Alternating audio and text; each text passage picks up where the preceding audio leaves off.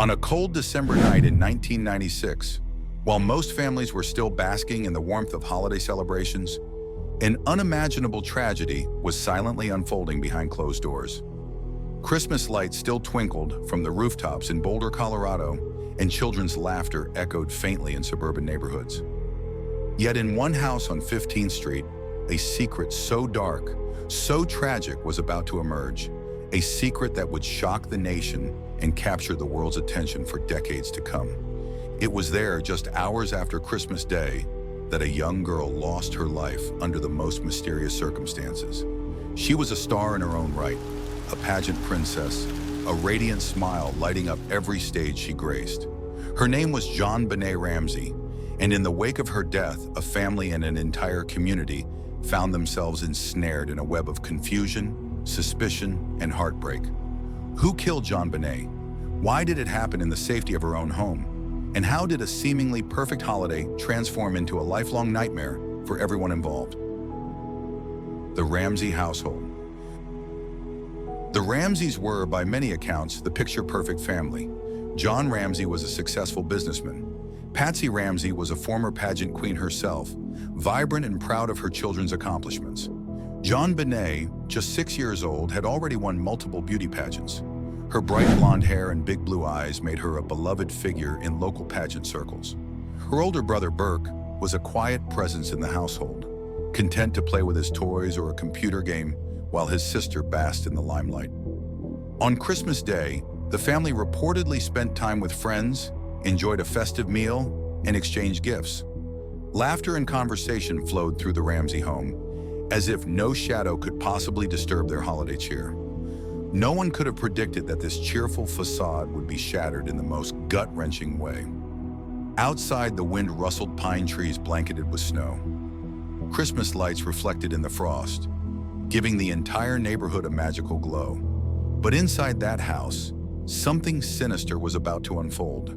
Something that would raise more questions than answers and cast a permanent stain on the Ramsey name. A terrifying discovery. It was the early hours of December 26, 1996. Patsy Ramsey awoke to do what any mother might do during the holidays: check on her children, tidy up the house, prepare the day's schedule. But her morning took a shocking turn when, at the bottom of the staircase, she discovered a chilling ransom note. 3 pages long, scribbled in a bizarre mix of pleas and threats. It claimed that JonBenét had been taken by a small foreign faction. The kidnappers demanded a specific ransom, $118,000, an odd sum that curiously matched John Ramsey's recent work bonus. Patsy's screams filled the house, alerting John, and soon 911 was called.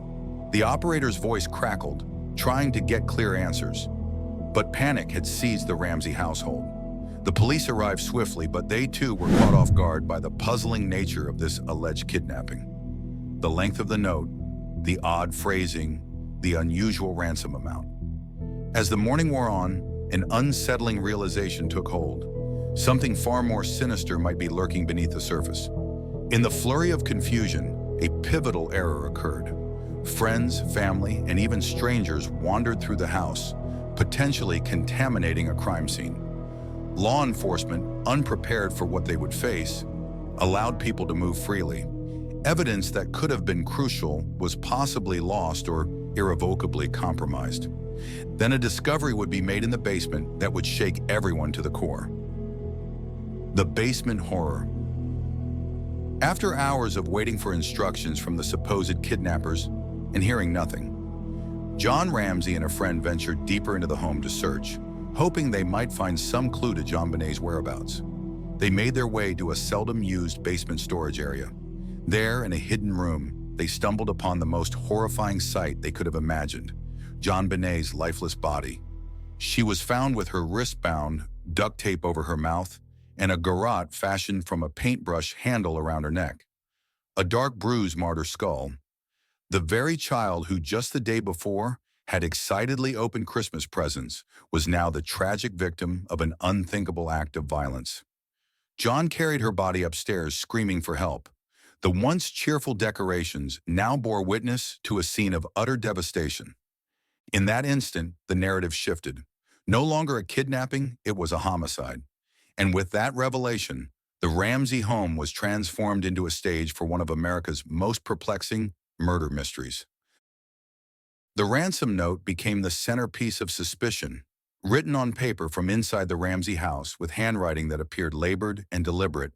It raised more questions than it answered. Why would intruders spend so much time writing a lengthy ransom note in the home? Why demand a ransom but never call for its payment? Why the strangely specific $118,000 figure?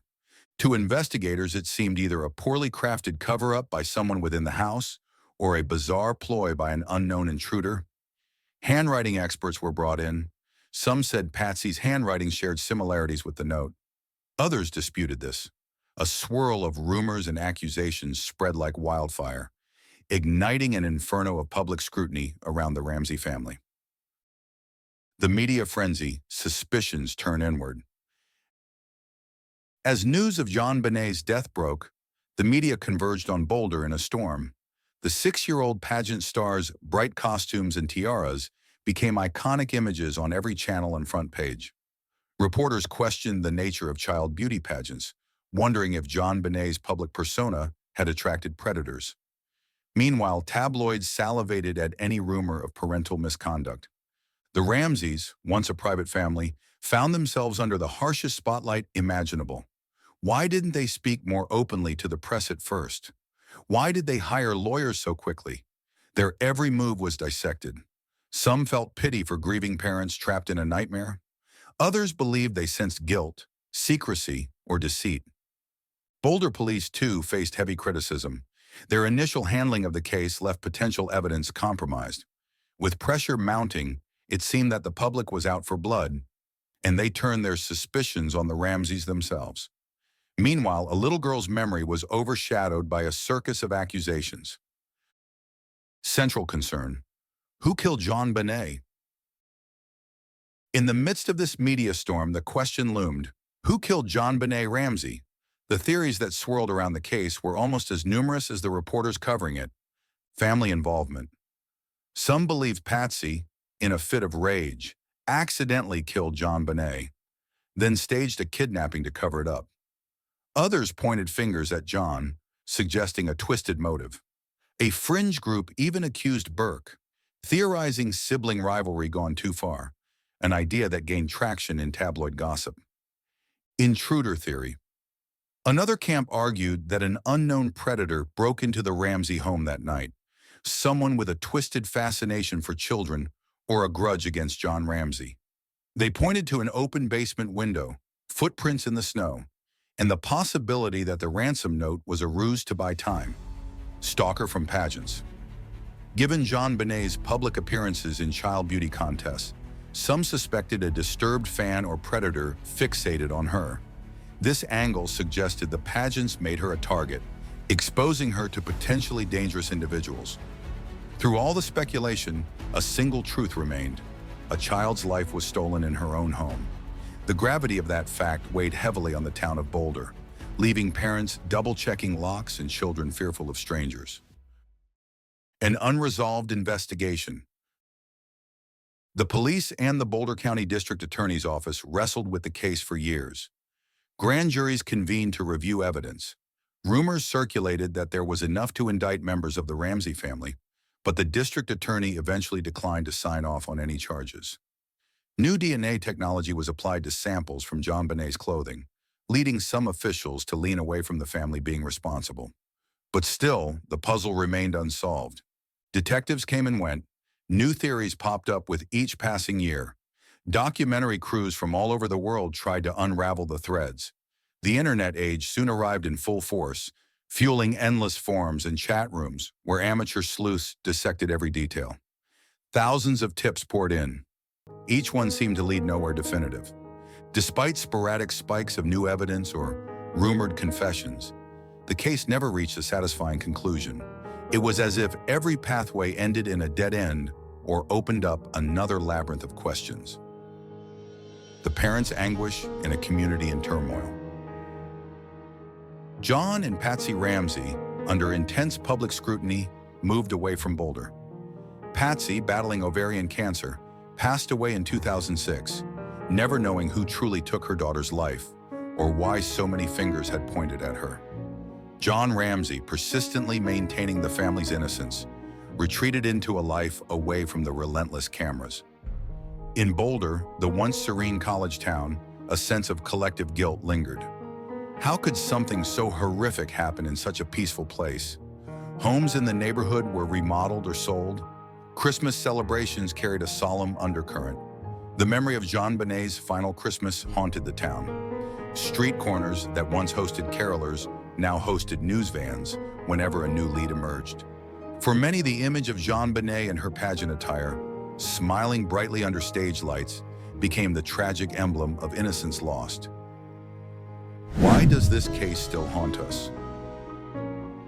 Even decades later, the JonBenét Ramsey case remains a cultural touchstone. Is it the stark contrast between the holiday cheer and the horror that followed? Is it the perplexity of a locked house mystery, reminiscent of a dark detective novel where everyone is a suspect? Or perhaps it's the haunting knowledge that a 6-year-old girl's killer might still walk free. People continue to debate the evidence with passion, and each new piece of information, be it a newly surfaced interview, a retested DNA sample, or an unsealed document, reignites the public's unquenchable thirst for answers. In a world filled with tragedies, JonBenét's story stands out for its combination of a child's innocence, a puzzling crime scene, and a national media frenzy that turned heartbreak into spectacle. The most dramatic moments, the staged or real ransom note and the basement discovery. If there are two moments that consistently send shivers down the spine of anyone following the case, they are the ransom note, found on the staircase, bizarrely detailed and eerily specific. Who would craft such a message inside the victim's own home, using the family stationery?